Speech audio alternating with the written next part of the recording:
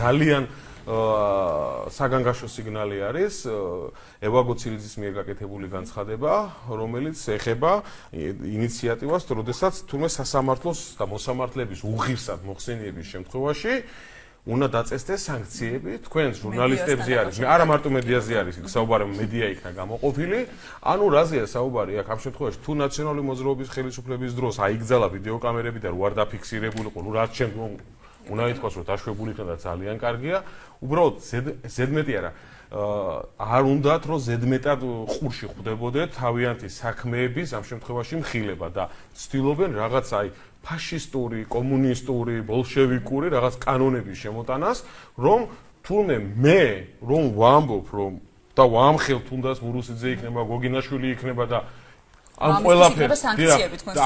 და ამაზე თურმე მე უნდა ვიყო სანქცირებული თუ ამაზე დავიწყებ ხმამაღლა საუბარს, ნუ საქართველოს მართლმსაჯულებაა რომ სავსეა დოქსოპულოებით.